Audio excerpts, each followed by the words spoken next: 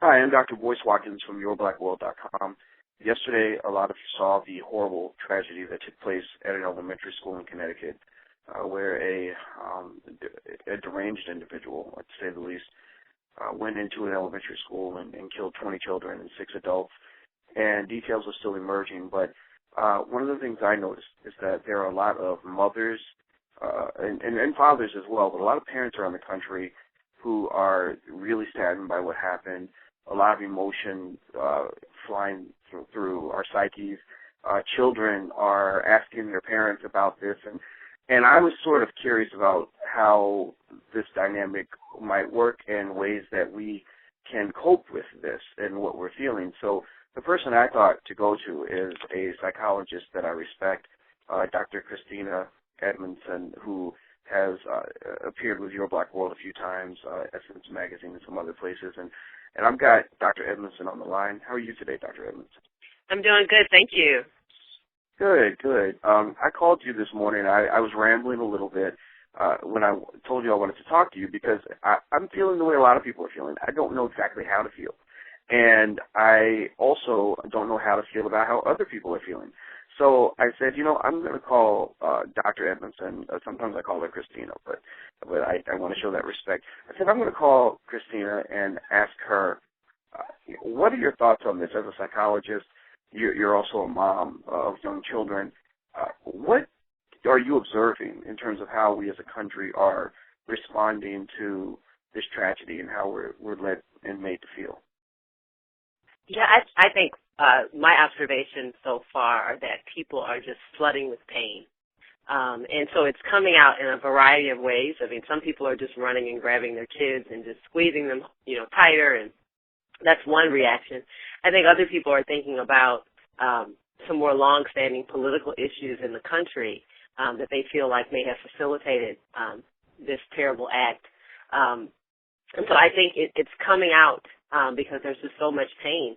And oftentimes, when our pain is unchecked and it's raw like this, it will channel out of us in a variety of ways. I think for myself, I went to get my daughter earlier from elementary school yesterday after watching this on the news. And I know in our household we're monitoring the television, so our TV is off today, just because I imagine that every major network is going to have nonstop stories about this tragedy. And just as a parent, I need to provide a buffer for my child, that my kids are not overly exposed to this incident, because someone's going to have to explain it and going to have to clean it up. And it's a terrible thing that you just can't really clean up. And so my children are small, and so for older children, I think there's even more opportunity to talk about what happened. It gives us tons of life lessons about violence, about guns, about mental illness, about parenting, about relationships with parents and their children. I mean, there are so many things that are inside this story. So you're also, in addition to being a psychologist and a mother, you also are a strong woman of faith. And some people have turned to their faith as a way to deal with this. And how do we even talk about God and in a way that makes sense in light of this kind of tragedy?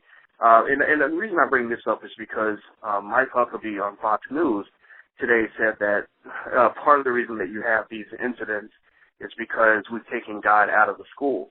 And that was obviously a heated thing for him to say. And then there are some people saying, yeah, he's right. And then there are some people saying, no, this was inappropriate.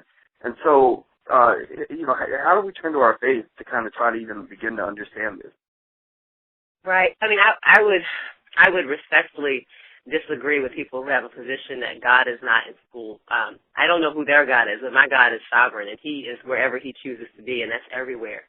And so my mother was a public school educator, and so when she came to her classroom, she came with the Spirit of God within her.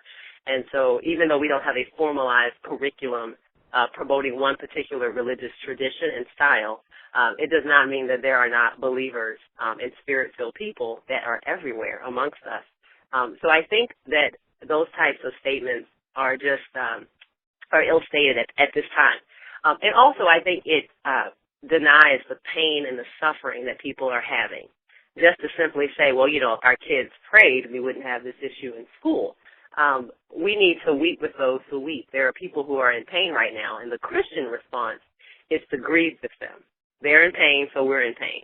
And so instead of saying what we need to do about what the school system looks like, I don't think that's the correct or godly response to this particular situation. I actually thought about this morning, boys, because I was one of those folks that were flooded with tons of emotions. And for some strange reason, my mind went back to, I think, the Obama-Clinton campaign when they were going against each other, Hillary Clinton and Barack Obama. And I remember he got into tons of trouble for making this kind of caricature statement about people clinging to God and to guns.